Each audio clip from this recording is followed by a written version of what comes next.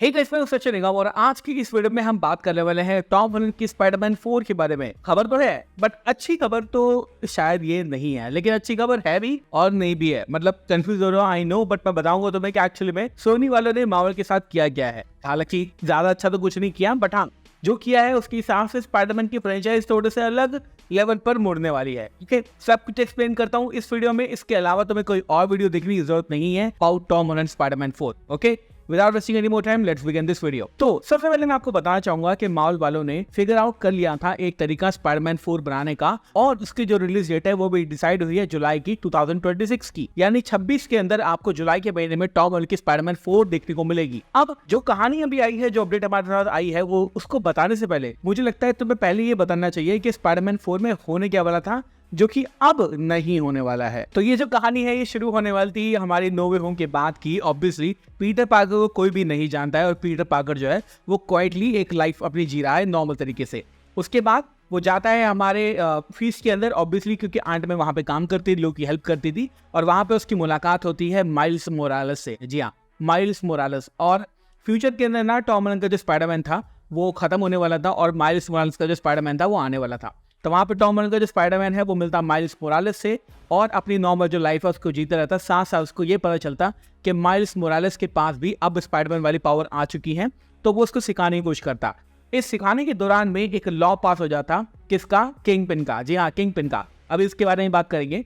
तो उस लॉ के हिसाब से जितने के सारे न्यूयॉर्क के अंदर सारे के सारे जो विजिलेंटीज है, जो कि मास्क लगा के काम करते हैं, जिनकी आइडेंटिटी कोई नहीं जानता, वो सारे के सारे आउटलॉड हो जाते और उनके ऊपर पुलिस छोड़ दी जाती। मतलब कहीं भी विजिलेंटी दिखेगा, चाहे वो डेयरडेविल हो, चाहे वो पनिशर हो, चाहे वो स्पाइडरमैन, कोई भी हो, तो उसको पुलिस कैप्चर कर लेती। इसी दौरान एक्चुअली में ये तो बड़ी पावर चल रही होती, लेकिन छोटे छोटे विलन भी स्पाइडरमैन को परेशान कर रहे होते। पहला उसमें से होता स्कॉर्पियन। जी हाँ, स्कॉर्पियन यानी कि माइकल मैंडो, जिसको आपने फर्स्ट टाइम देखा था स्पाइडरमैन होम कमिंग के अंदर 2017 में।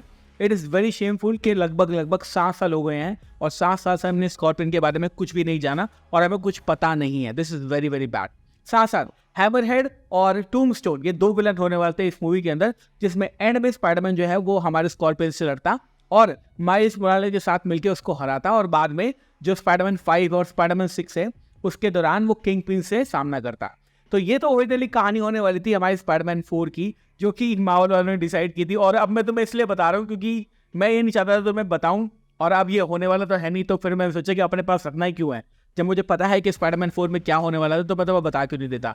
तो I think now you know. तो होने क्या वाला था, अभी आने वाला है डेयरडेविल बॉर्न अगेन मार्च 2025 में। केविन फाइगी ने ये बात कंफर्म कर दी थी कि इसी साल नवंबर के अंदर इसकी सीजन 2 की शुरुआत जो है वो कर देंगे, शूटिंग जो है वो चालू कर देंगे। तो ओरिजिनल प्लान जो था वो ये था कि सीजन 1 खत्म होने के बाद आपको स्पाइडरमैन का हिंट देखने को मिलेगा डेयरडेविल बॉर्न अगेन के अंदर। जी हाँ, yes, that was going to happen. और एनीवे एक्चुअली में डेयरडेविल बॉर्न अगेन के अंदर शायद आपको टॉम हॉलैंड का स्पाइडरमैन देखने को मिलता, बट अब ऐसा नहीं है। और अब तो मैं तुम्हें यही बता सकता हूँ कि डेयरडेविल के सीजन 1 के अंदर आपको हिंट या फिर वो देखने को मिलता, और सीजन 2 के अंदर आपको डायरेक्टली टॉम हॉलैंड का स्पाइडरमैन देखने को मिलता है डेयरडेविल बॉर्न अगेन के अंदर। बट जिन लोगों को नहीं पता है मैं उनको थोड़ा बता देता हूँ। डेयरडेविल बॉर्न अगेन जो है वो पूरा चेंज हो चुका है। बेसिकली ये जो शो था, ये शो था ऐसा जिसमें सारी की सारी चीजें मार्वल ने सेट की थी।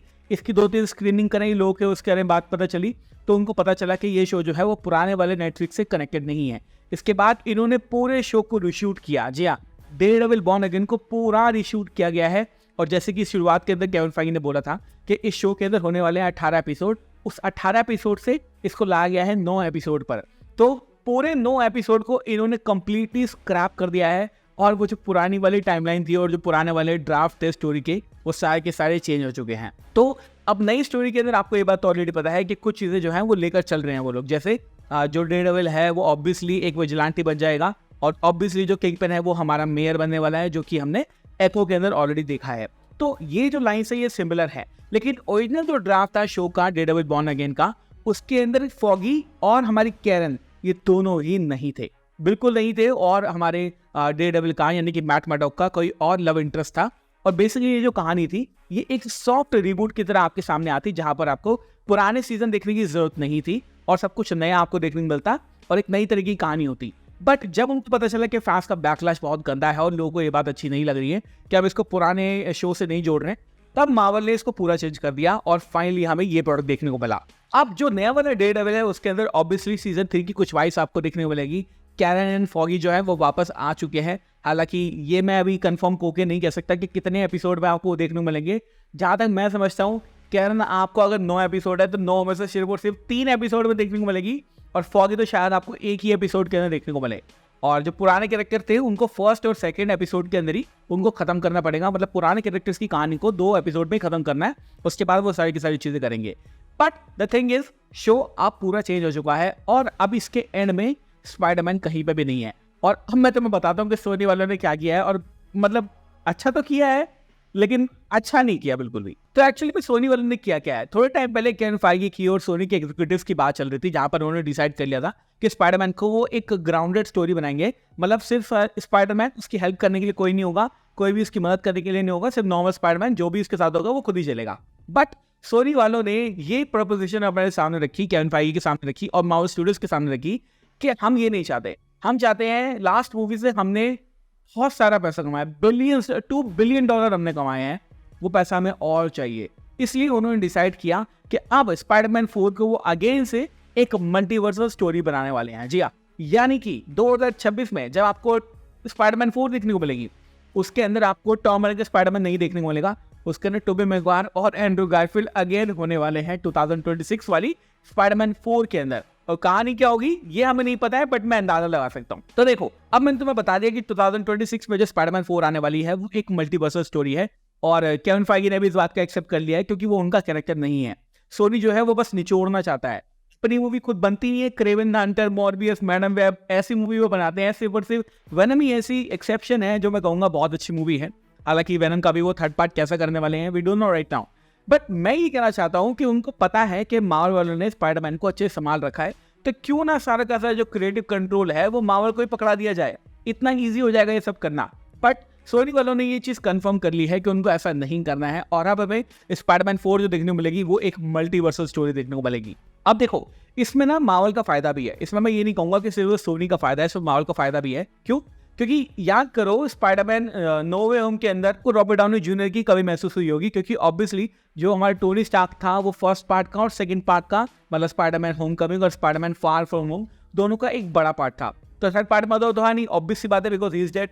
तो हमें ये पता है कि टोनी स्टार्क का और पीटर पार्कर का जो रिलेशन है ये बहुत ही अच्छा था। मतलब शुरू में तो ये फ्रेनेमीज थे, ज्यादा पसंद नहीं करते थे एक दूसरे को, हालांकि टोनी स्टार्क बिल्कुल पसंद नहीं करता, लेकिन एंड आते आते अवेंजर एंड गेम आते आते वो रिलेशन पूरा बदल गया था। वहां पे एक फादर एक सन की तरह हो गया था, और एंड में जब पीटर पार्कर को ये बात समझ में आती है कि भाई जो टोनी स्टार्क है वो मर चुका है, he is crying, he knows कि यार इतना बढ़िया बंदा था जिसको मैं अपना मेंटोर मानता था वो अब नहीं है। तो अब इमेजिन करो मार्वल की तरफ से कि अब आने वाली है अवेंजर्स डूम्सडे के अंदर Robert Downey junior character play कर रहा है डॉक्टर डूम, और जब पीटर पार्कर उससे मिलेगा तब उसको कैसा फील होगा। मतलब वो बंदा जिसको वो मेंटोर मानता था अपना, और 2 मूवी के अंदर और 3 मूवी के अंदर उसने पूरा उसको लुकअप किया, अब वही बंदा जो है पूरे वर्ल्ड को डिस्ट्रॉय करने पे तुला है। मतलब ये नहीं बोलूंगा मैं कि वो टोनी स्टार्क है, उसके विक्टर वॉन डूम हो, और उसके लिए मैंने ऑलरेडी बात कर रखी पहले।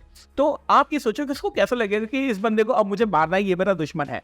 This will be a very big moment for all of us, because infinity war के अंदर जब वो मोमेंट हुआ था जहां पर वो बोलता है कि I don't want to go, वो काफी इमोशनल मोमेंट था। टोनी नहीं चाहता था कि स्पाइडरमैन मर जाए, और अब स्पाइडरमैन और टोनी के बीच में राइवलरी जहां पर वो एक दूसरे को मारने पे तुले हैं, सिनेमैटिक मूवमेंट बहुत बढ़िया होने वाला है। तो ये मार्वल ने सोचा होगा कि यार चलो ठीक है, हमारे डूम्सडे के प्लान भी तो चेंज हुए हैं। पहले कैंग डायनेस्टी था जहां पर कुछ और होने वाला था, अब नहीं है ऐसा। तो हो सकता है कि डूम्सडे के लिए मार्वल ने कुछ तैयारी कर रखी हो, और एक चीज शायद तुम्हें कोई नहीं बताएगा लेकिन मैं बता रहा हूँ क्योंकि मुझे पता चली है, वो ये है कि शायद, और शायद मैं इसलिए बोल रहा हूँ क्योंकि मैं गलत प्रूव नहीं होना चाहता, हालांकि स्पाइडरमैन के अंदर तो कभी गलत प्रूफ हुआ ही नहीं है, बट कोई बात नहीं, प्लान चेंज होते हैं। शायद डूम्सडे के अंदर पीटर पार्कर को रॉबर्ट डाउनी जूनियर का आयरन मैन मार देगा। ये मैं प्रेडिक्ट करके चल रहा हूँ, मैं ये नहीं कह रहा कि ऐसा होगा, I think it's going to happen. और अगर ये मल्टीवर्सल स्टोरी होती है जहां पर टोबी, टॉम एंड एंड्रू तीनों एक साथ आते हैं, तो डॉक्टर डूम का रोल और ज्यादा बड़ा हो जाता है। क्यों? क्योंकि काफी लोगों ने ये बोला है कि डूम्सडे और सीक्रेट वॉर के बीच में जितनी मूवी आएंगी ना, वो सारी की सारी मल्टीवर्सल मूवी होंगी। तो अगर वो सारी की सारी मल्टीवर्सल मूवी हैं तो इसका मतलब है कि डॉक्टर डूम का रोल भी उसके अंदर होगा। और अगर स्पाइडरमैन 4 के अंदर जहां पे तीनों स्पाइडरमैन डॉक्टर डूम का रोल उसके अंदर है, तो फिर तो भाई बड़ा मूवमेंट होने वाला है जहां पर स्पाइडरमैन यानी टॉम हॉलैंड का स्पाइडरमैन को लड़ना पड़ेगा अपने मेंटोर से, जो कि शायद टोनी स्टार्क या फिर विक्टर वॉन डूम, दोनों में से कोई भी हो सकता है। It's also going to be a big movement. और ऑब्वियसली ये एक सिनेमैटिक हिस्ट्री क्रिएट करेगा, बिकॉज एक पॉइंट पे ये दोनों एक दूसरे के लिए जान दे सकते थे और अब एक पॉइंट पे एक दूसरे की जान ले रहे हैं। सो या इट्स बिग थिंग। तो या ये स्पाइडरमैन 4 की वो सारी की सारी अपडेट जो कि अभी आई हैं, और 2 अपडेट आई थिंक और आनी है अभी बाकी। मैं बात कर रहा हूँ बंदों से अपने जो मेरे बंदे हैं, और वो 2 अपडेट जब आएंगी तो फिर मैं तुम्हें जरूर बताऊंगा। लेकिन अभी ये मान के चलो कि जो पुरानी मैंने वीडियोस बनाई थी अब वो सारी की सारी खत्म हो गई हैं। तो उनको देख के ये मत बोलना कि सचिन भाई ने किंग पिन बताया था, ब्लैक कैन बताई थी, वो कहाँ है? तो क्योंकि अब वो नहीं होने वाले हैं। तो ये है वो अपडेट वाली video. Okay, thank you so much for watching this video guys. मैं हूं सचिन, मिलूंगा आपसे न्यू वीडियो के अंदर। Bye guys, take care, love you all and have a great amazing day.